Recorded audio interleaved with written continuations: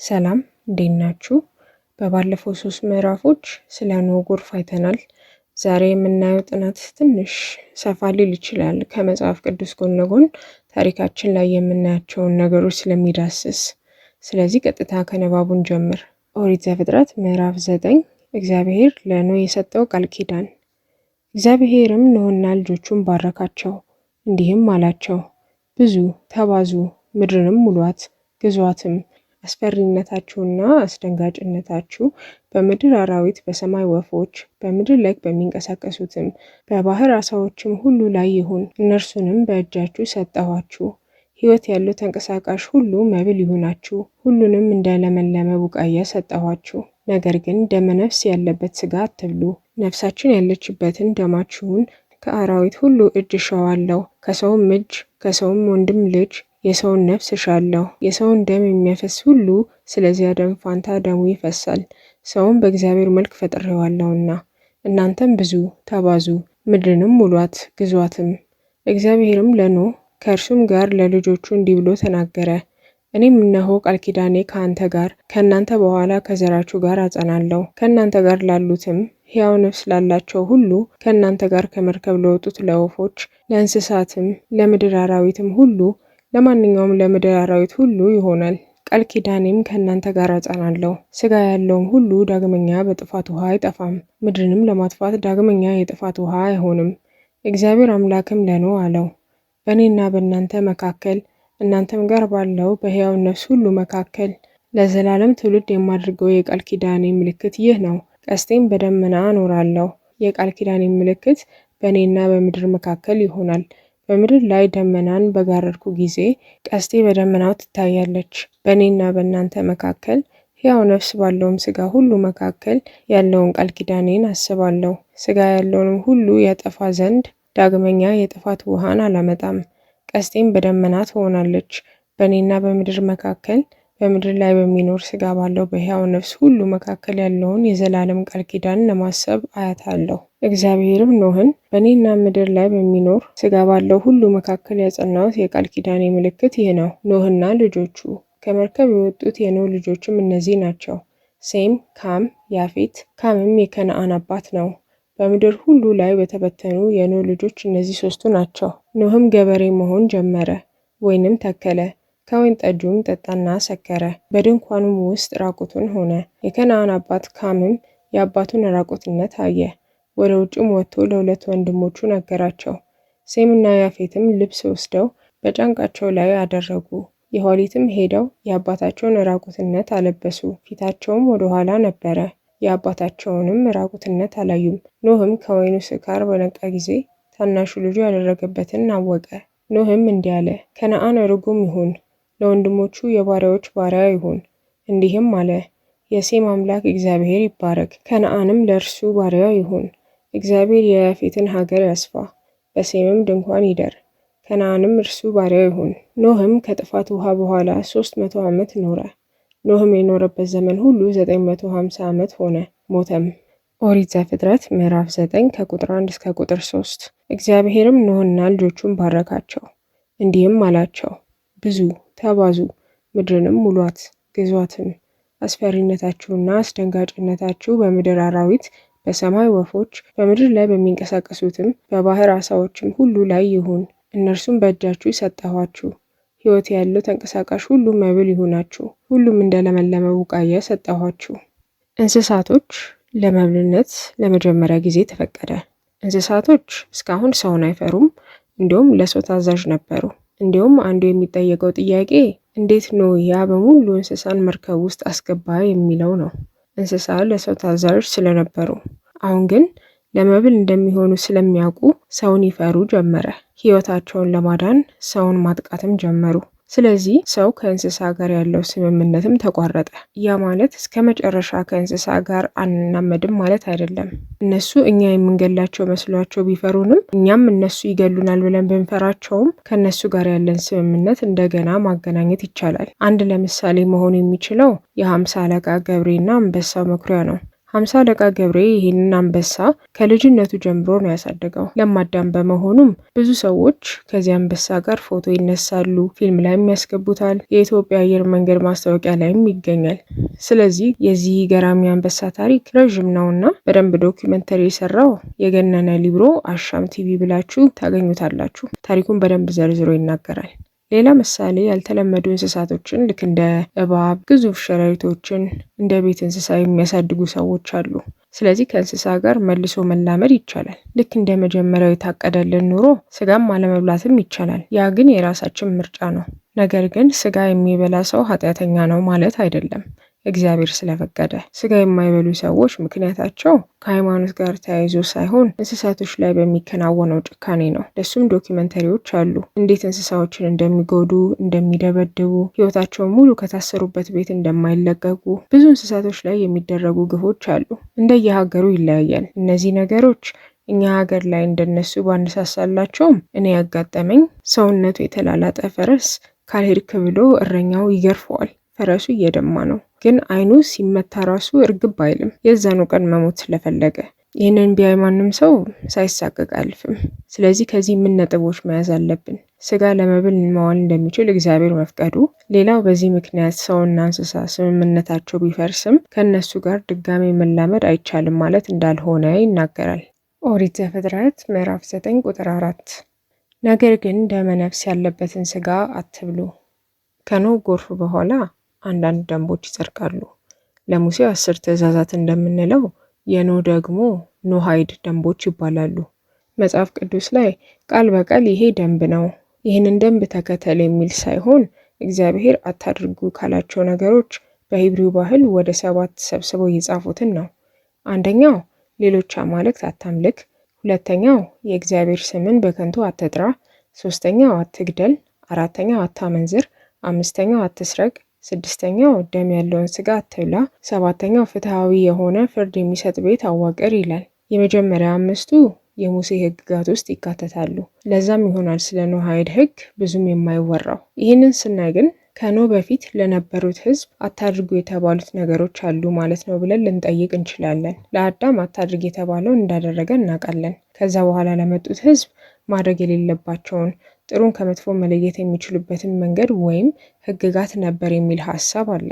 መጽሐፍ ቅዱስ ላይ አለ ባይባልም ሂብሪው አስተማሪዎች ይህንን ያምኑበታል። ምክንያቱም መጽሐፍ ቅዱስ የስንት ሺህ ዓመት ታሪክ ተጨምቆ ስለሚይዝ እያንዳንዱን ትንሽ ነገር ላይጠቅስ ይችላል በማለት ነው። ይህ ክርክር ግን አስፈላጊ አይደለም።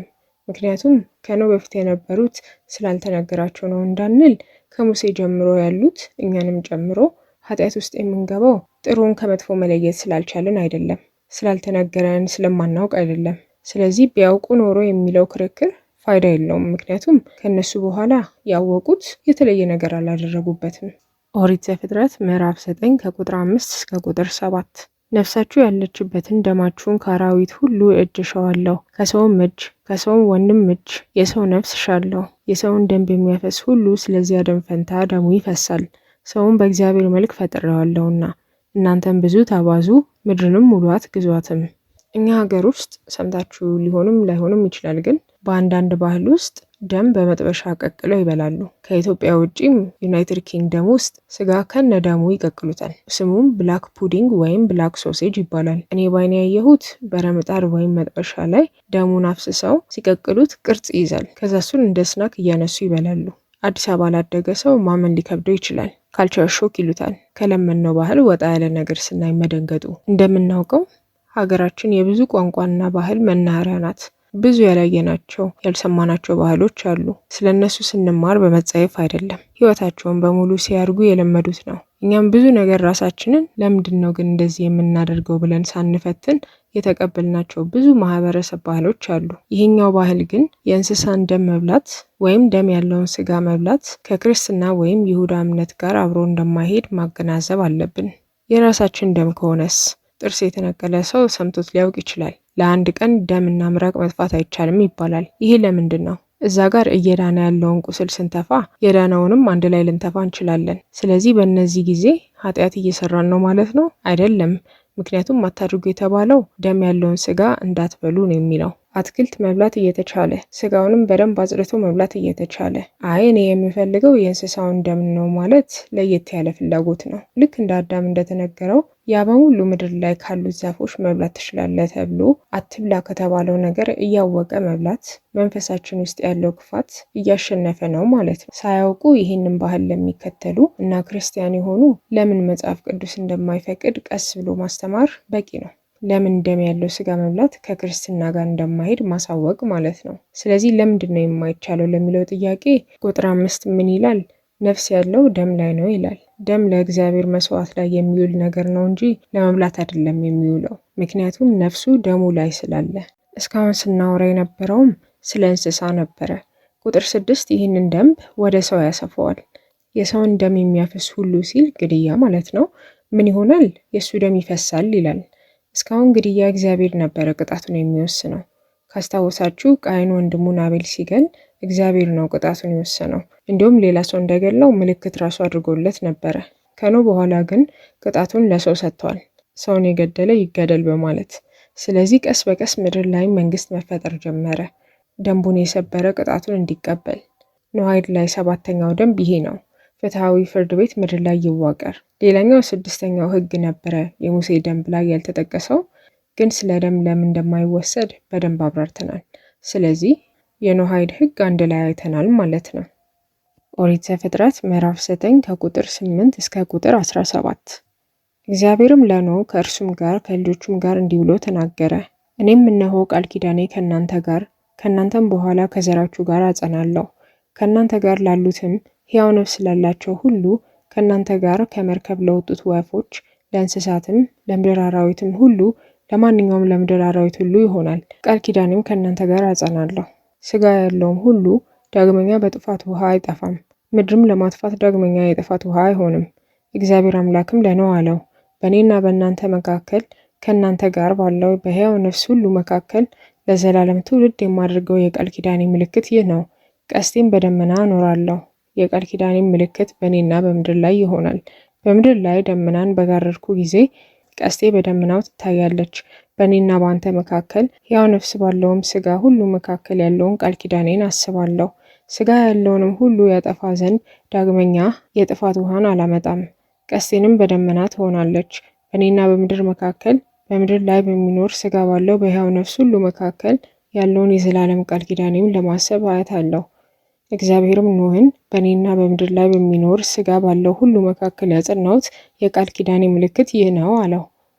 እዚህ ጋር ስለ ቃል ኪዳን ለመጀመሪያ ጊዜ ያወራል። በእንግሊዝኛ ኮቨናንት ወይም ፕሮሚስ ይባላል። ፕሮሚስ ብዙ ጊዜ ቃሉን ስለምንጠቀመው እንደ ደንብ አንወስደውም። ለዛም ነው ኮቨናንት የሚለው ቃል የሚሻለው፣ በተለይ መጽሐፍ ቅዱስ ላይ ቃል ኪዳን ስንል። ለኖህ የተሰጠው ቃል ኪዳን የመጀመሪያው ለሰው የተሰጠው ቃል ኪዳን ነው። ቃል ኪዳኑም ሰውን በውሃ ደግሞ እንደማያጠፋ ነው። እዚህ ጋር ማስተዋል ያለብን በውሃ የሚለው ቃል ነው። ምክንያቱም ምድርን አላጠፋትም ሳይሆን በውሃ አላጠፋትም ነው ያለው። ትልቅ ነገር ላይመስል ይችላል፣ ግን ያን ያህል ጎርፍ ያየ ሰው አሁን ጎርፍ ሊመጣ ይችላል ብሎ ማሰብ ምን ያህል ጭንቀት ነው። ግን እግዚአብሔር አላደርገውም ስላለ ምድርን እንደማያጠፋ ጎርፍ እንደማይለቅብን መተማመን እንችላለን። ኦሪት ዘፍጥረት ምዕራፍ 9 ከቁጥር 18 እስከ ቁጥር 24። ኖህና ልጆቹ። ከመርከብ የወጡት የኖህ ልጆቹም እነዚህ ናቸው፣ ሴም፣ ካፍ፣ ያፌት። ካምም የከነዓን አባት ነው። በምድር ሁሉ ላይ የተበተኑ የኖህ ልጆች እነዚህ 3ቱ ናቸው። ኖህም ገበሬ መሆን ጀመረ፣ ወይንም ተከለ፣ ከወይን ጠጁም ጠጣና ሰከረ፣ በድንኳኑም ውስጥ ራቁቱን ሆነ። የከነዓን አባት ካምም የአባቱን ራቁትነት አየ፣ ወደ ውጭም ወጥቶ ለሁለት ወንድሞቹ ተናገረ። ሴምና ያፌትም ልብስ ወስደው በጫንቃቸው ላይ አደረጉ፣ የኋሊትም ሄደው አባታቸውን ራቁትነት አለበሱ። ፊታቸውም ወደ ኋላ ነበረ፣ የአባታቸውንም ራቁትነት አላዩም። ኖህም ከወይኑ ስካር በነቃ ጊዜ ታናሹ ልጁ ያደረገበትን አወቀ። በአዳም እና በኖህ መካከል ፓተርን ወይም በአማርኛ ንድፍ ወይም ድግግሞሽ እናያለን። ኖህ እንደ አዳም ምድር እንዲሞላ ተነግሮታል። ኖህ እንደ አዳም ገበሬ ሆኖ ነው የጀመረው። የተከለውንም ወይን በመብላት ነው የወደቀው። ኖህ እንደ አዳም ከኃጢአት በኋላ ራቁትነቱ ታይቷል። የአዳም ውድቀት ሰው ሁሉ እንዲረገም አድርጓል። የኖህ ውድቀት የልጅ ልጁ ካም እንዲረገም አድርጓል። ይህ ድግግሞሽ አንድ አባባልን ያስታውሰናል። ታሪክ ራሱን ይደግማል። መጀመሪያ ጊዜ ሲከሰት ያሳዝናል፣ ሁለተኛ ጊዜ ሲደገም ግን ቀልድ ነው። ካርል ማርክስ የሚባል ነው እንደዛ ያለውና ቀልድ ነው ሲል ምን ማለቱ ነው? ከመጀመሪያው መማር ነበረብን። ሌላ ጆርጅ ሳንታይና የሚባል ደግሞ ምን ይላል? ያለፈውን ማስታወስ የማይችል ስህተቱን መልሶ ይደግማል ይላል። መጽሐፍ ቅዱስ ላይ ከሚደጋገሙ ነገሮች ሪመምበር ወይም አስታውሱ የሚለው ቃል ነው። በጣም ኃይለኛ ነው። ራሳችንን ከስራ ስለቀረን ለማዝናናት አይደለም። እግዚአብሔር በዛን ቀን ምን እንዳደረገ ለማስታወስ ነው። ያንን ቀን ያንን ኃጢአታችንን እንዳንረሳ፣ ከረሳን እንደግመዋለንና። ተማሪዎች ይህንን ሀሳብ ህይወታቸው ላይ ብዙ ጊዜ ያያሉ። ብዙ ተማሪዎችን አስጠና ነበርና ተደጋጋሚ የማየው ችግር እንደምንም ያንን ፈተና ያልፉና በቃ በሚቀጥለው በደንብ አጠናለሁ ይላሉ። ግን አያደርጉትም። ምክንያቱም የዛኔ የነበረው ፍራቻ እግዚአብሔር እንዴት እድላቸውን አቅንተው እንዳሳለፋቸው ይረሱታል። ከዛ ህይወት ሙሉ በቃ ለሚቀጥለው እያሉ ከስህተታቸው ሳይማሩ እንደ ማንነታቸው ይዘውት ያልፋሉ። ስለዚህ በሁሉም ነገር ላይ ታሪካችንን አንርሳ። ምን እንዳሳለፍንም እግዚአብሔርም ከምን እንዳወጣንም አንርሳ። ሌላ እዚህ ጋር የሚነግረን ኖህ 3 ልጅ አሉት፣ ካም፣ ሴም እና ያፌት። ካስተዋላችሁት ካም የከነዓን አባት እንደሆነ ለይቶ ይናገራል። ሌሎች ልጆች እንዳሉ እናውቃለን፣ ግን የዚህ ልጅ ስም ተለይቶ ለምን ተነገረን? ታሪኩ የሚነግረን ኖህ ወይን ይተክላል፣ ከወይን ጠጁም ይጠጣል፣ ይሰክራል። ከዛ መኝታ ቤቱ በእነሱ ድንኳኑ ነው የሚባለው። እዛ ገብቶ ራቁቱን ተኛ። የከነዓን አባት ካም አባቱን እንደዚህ ሆኖ ሲያገኘው ለወንድሞቹ ይነግራቸዋል። ወንድሞቹ ልብስ ወስደው ራቁትነቱን እንዳያዩበት ወደ ኋላ እየሄዱ ነው ያለበሱት። ኖህ ከእንቅልፉ ሲነሳ የረገመው ካምን ሳይሆን የካም ልጅ ከነዓንን ነው። ለምንድን ነው ኖህ በዚህ ድርጊት የተበሳጨው? መጀመሪያ ስታነቡት በተለይ ካም ምን አደረገ ልትሉም ትችላላችሁ። ካም ኖህ ራቁቱን እንደሆነ ባያየው ወንድሞቹ ሲገቡ በስህተት ቢያዩት እነሱም ኃጢአት ሰሩ ማለት ነው? ወይስ ካም ለወንድሞቹ የነገረው በመጥፎ ልብ ነው? ሄዶ እንዲስቁበት ነው የተናገረው? ለምንድን ነው ካምን ያልረገመው? ለምን የልጅ ልጁን ከነዓንን ረገመ? 2 መልስ አለ። አንደኛው ቀጥታ ትርጉሙ ነው። ካም አባቱን ውጭ አይደለም ያገኘው፣ የገዛ መኝታ ቤቱ ገብቶ የተኛውን አባቱን ነው። ስለዚህ ልብስ አልብሶ መውጣት ሲችል በመጥፎ ልብ ለወንድሞቹ ነገራቸው። እዚህ ጋር ማስተዋል ያለብን ካም ከ3ቱ ታናሽ ነው። እድሜው አልተነገረም። ስለዚህ ትልቅ ሰው ሊሆንም ይችላል። ስለዚህ ትልቅ ነው በሚለው ሀሳብ ይዘነው ካም መጥፎ ልብ ነበረው በሚለው ማየት ይቻላል። ሌላኛው መልስ ካም ከዛ በላይ አድርጓል የሚል ሀሳቦች አሉ። ያ ማለት አባቱን ራቁቱን ማየት ብቻ ሳይሆን አባቱን ደፍሯል የሚል ሀሳብ አለ። ለዚህ ሀሳብ ምንጭ የሆነው መጽሐፍ ቅዱስ ላይ ራቁትን ማየት ተብሎ ሲጻፍ ከዛ ሰው ጋር አብሮ መተኛትን፣ ግንኙነትን ማድረግን ይናገራል። ስለዚህ በዛ ትርጉም እዚህ ጋር ካም ያንን ድርጊት ፈጽመዋል ብለው የሚከራከሩ አሉ። ሌላው ደግሞ ከነዓን የተረገመው ምክንያት ምናልባት ከኖህ ሚስት ጋር የተወለደ ልጅ ስለሆነ ነው የሚል ሀሳቦችም አሉ። ስለዚህ የትኛው ነው ትክክለኛው? መልሱ ወደ መጀመሪያው ሀሳብ ቢያዘነብልም በመጽሐፍ ቅዱስ የተረጋገጠ ይህ መልስ ነው ብሎ የሚደነድን መልስ የለም። ስለዚህ ከዚህ የሚያስማማው ሀሳብ ምንድን ነው? በሁለቱም መልሶች ላይ ካም አባቱን ራቁቱን ማየቱ ብቻ ሳይሆን ጥፋቱ ሌሎችም እንዲያዩት መናገሩ ነው። ለአባቱ ክብር ቢኖረው ሸፍኖት ይወጣ ነበረ፣ ግን አባቱን ለማዋረድ ለሌሎችም ተናገረ። ሐሜት የምንለው ወይም ስለሌላ ሰው በክፋት መናገር ማለት ነው። ቀን በቀን ህይወታችን ላይ የምናየው ይሄን ነገር በተለይ ጎረቤቶች ወንዶችም ያደርጉታል፣ ግን ለሴቶች ስለምቀርብ ብዙ ጊዜ አሮጊቶች መካከል በሰፈሩ ሚስቶች መካከል የሚወራው ወሬ አለ። አገቡ፣ ወለዱ፣ ተመረቁ፣ ጥሩ ነገር ነው። ይሄ ደስታ ማካፈል ነው። ግን ተጣሉ፣ ተፋቱ፣ ፈተና ወደቁ ማገዝ ለማይችል ሰው መናገር በሌላ ሰው ውድቀት መደሰት ማለት ነው። ከሌሎች ሰዎች ጥፋት መማር መጥፎ ሆኖ አይደለም፣ ግን ስም ሳይጠቀስ ሰውን ሳናዋርድ ሌሎችን እንዲቆጠቡ ማድረግ ይቻላል። ስም መናገሩ ካላስፈለገ አለመናገር። ቅድም ስለ ባህል ስንናገር ያልነው ነገር ነው። ሳናውቀው የምናደርገው በባህላችን የተለመደ ነገር ካለ ሐሜት ነው። መናገር ያለብንና የሌለብንን መለየት አለብን። ኦሪት ዘፍጥረት ምዕራፍ 9 ከቁጥር 25 እስከ ቁጥር 29። ኖህም እንዲህ አለ፣ ከነዓን ርጉም ይሁን፣ ለወንድሞቹም የባሪያዎቹ ባሪያ ይሁን። እንዲህም አለ፣ የሴም አምላክ እግዚአብሔር ይባረክ፣ የከነዓን ለእርሱ ባሪያ ይሁን። እግዚአብሔር የያፌትን ሀገር ያስፋ፣ በሴምም ድንኳን ይደር፣ ከነዓንም ለእርሱ ባሪያ ይሁን። ኖህም ከጥፋት ውሃ በኋላ 350 ዓመት ኖረ። ኖህም የኖረበት ዘመን ሁሉ 950 ዓመት ሆነ፣ ሞተም። ኖህ የልጆቹን ዕጣ ፈንታ ይናገራል፣ እንደ ትንቢት ተብሎም ይገመታል። ትንቢት ማለት ወደፊት የሚያጋጥምን ነገር ቀድሞ ማየት ማለት ነው። ያ የተናገረው ሰው ደግሞ ነቢይ ይባላል። ከነዓን ለወንድሞቹና ለአጎቶቹ ባሪያ ይሁን ይላል። እርግማን ደግሞ ወደ ልጅ ልጅ ይተላለፋል። ሴምን ደግሞ ይባረክ አለ። ያፌትን ደግሞ ሀገሩ ይብዛ፣ በሴም ድንኳን ይደር ይላል። ኢየሱስ ከሴም ዘር ነው የሚመጣው። ሴም ማለት በተለይ አንቲሴሚቲዝም ሲባል ከሰማችሁ ሴሜቲክ ቋንቋ ያላቸውን የሚያጠቃ ማለት ነው። ያ ማለት አይሁዳን ወይም ሂብሪውስ ወይም ጂውስ የሚባሉት አረቦች፣ ፐርሻና አሲሪያንስ ህዝብን ያጠቃልላል። ያፌት አውሮፓና ኤዥያ ልክ እንደ ግሪኮችን ይይዛል። ካም ደግሞ 4 ልጆች አሉት። ኩሽ የሚባለው ኢትዮጵያዊ፣ ሚዝራም የሚባለው ግብጽ፣ ፑት የሚባለው ሊቢያ፣ ከናን የሚባሉት ሚድል ኢስት ያሉ ሀገራትን ልክ እንደ ፓለስታይን እና ሌባኖንን ነው። ይህንን እርግማን መንስኤ አድርገው ነጮች ጥቁሮችን ባሪያ ብናደርጋቸው እንደ ሰው ባይቆጠሩም ችግር የለውም ከዘፍጥረት የተነገረ ዕጣ ፈንታ ነው ብለው አፍሪካዎችን ባርነት ውስጥና ቀኝ ግዛት ውስጥ ሲከቱ ነበሩ። ይህ ግን ውሸት ነው። እንዳያችሁት አንድ አረፍተ ነገር ያለሙሉ ታሪኩ ወይም ከኮንቴክስት ውጪ ሲሆን ማንበብ ለማይችሉት ወይም ደግሞ አንድ ነገር ሰምተው ገብተው እውነት ነው ወይ ብለው ለማያረጋግጡ ይህንን እርግማን ከዚህ ቁጥር ብቻ ወስደው በውሸት ያቀነባብሩታል። የካም ህዝብ ወደ አፍሪካ ሄደዋል። ያ እውነት ነው፣ ምክንያቱም ኩሽና ፑት ወደ አፍሪካ ሄደዋል። ባሪያ ይሁን ብሎ የተረገመው ከነዓን ግን ወደ ሚድል ኢስት ነው የሄደው።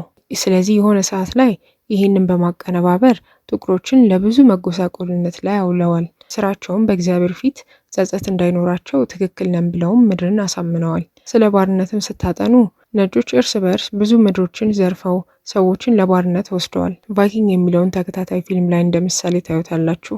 ባሪያ የሚለው ቃል ወይም ስሌቭ ስላቭ ከሚል ቃል ነው የመጣው እና አውሮፓ ውስጥ የሚኖሩ ህዝብ ናቸው። እነሱ ለባርነት ስለሚወሰዱ ባሪያ ሲባል እነሱን ነበር የምናስበው። አሁን ግን ስለ ባርነት ወይም ስለ ስሌቨሪ ሲነገር ጥቁሮችን ነው የምናስበው። ነገር ግን ባርነት ለብዙ ዓመታት የተለያዩ ህዝብ ወይ በቋንቋ ወይ በሃይማኖት ወይ በዘር ወይ በጾታ ወይ በእድሜ ይካሄዳል። ኢትዮጵያ በቀኝ ግዛት አልተያዘችም ቢባልም በአስተሳሰብ ተገዝተናል። ለምሳሌ ነጮች ራሳቸውን የቁንጅና ምልክት ስላደረጉ ጠቆር ያለ ሰው ስናይ አያምርም፣ ነጭ ሰው መሳይ ቀላ ያለ ሰው ስናይ የሚያምር ይመስለናል። ሳናውቀው ራሳችንን እንድንጠላ አድርገውናል። የሴት ጸጉር ሲተኮስ ነው የሚያምረው እንጂ ከርዳዳ ሲሆን ፍሪዝ አድርገው ሲለቁት ድሬድ ሲያደርጉት ያስጠላል ብለው ያስተማሩን እነሱ ናቸው። አሁን መደበኛ ትምህርታችንም ሙሉ ለሙሉ ወደ እንግሊዝኛ ተቀይሯል። ይህንን መጥቀስ ያስፈለገው በተለይ ኢትዮጵያዊ ወደ ውጭ ሀገር ሲሄድ ጥቁር አይደለሁም ኢትዮጵያዊ ነኝ ይላል። ከነጮች ጋር ስለማንውል በየደቂቃው ጥቁር ነን ብለን አናስብም፣ ግን ኢትዮጵያዊ ዜጋዊነት ነው። በምድር አይን ግን ማንኛውም ሀገር ብንሄድ ከኢትዮጵያ መጣ ከጃፓን የትም ብትሄዱ ጥቁር ነው የምትባሉት። እንደ ጥቁር አሜሪካዊም ነው የምትስተናገዱት። ስለዚህ ሁሉም ላይ ማንነት አለን፣ ኢትዮጵያዊም፣ ጥቁር ሰውም፣ አፍሪካዊም። ስለ ባርነት በጣም ብዙ የሚወራለት ነገር አለ። ከሁሉም ነካ ነው ያደረኩት እንጂ ብዙ ነው ታሪኩ። አይደለም በ5 ደቂቃ 1 ዓመት ያለማቋረጥ ቢወራም ታሪኩ አያልቅም። ለአሁኑ ግን መያዝ ያለብን እዚህ ጋር የከነዓን እርግማን ከጥቁር ሰዎች ጋር የሚያያይዙ ሀሳቦች አሉ። ጥቁሮች ናቸው የተረገሙት የሚሉ ይህ ውሸት እንደሆነም አይተናል። ለዛሬ እዚህ ጋር እናበቃለን። ብዙ ከበድ የሚል ሀሳቦችን አይተናል እዚህ ምዕራፍ ላይ። እንዲሁም ስለ ባርነት አሰቃቂ ታሪኮችን ከመጥቀስ የተቆጠብኩት እዚህ ምዕራፍ ላይ ስለ ብዙ አሰቃቂ ነገሮችን ስላወራን ነው። መጽሐፍ ቅዱስም በተለይ ብሉይ ኪዳን ብዙ ለማውራትም ለመስማትም የሚከብድ ታሪኮችም አሉት። ግን የምድራችን እውነታ ነው። ሲከሰት መስማታችን ወይም ማየታችን ስለማይቀር እንዴት ጭንቅላታችን ውስጥ ቦታ እና ፍቺ እንደምንሰጠው ይህ ትምህርት እያገዛችሁ ነው ብዬ አምናለሁ። በሚቀጥለው ሳምንት እስከምንገናኝ ድረስ መልካም ሳምንት።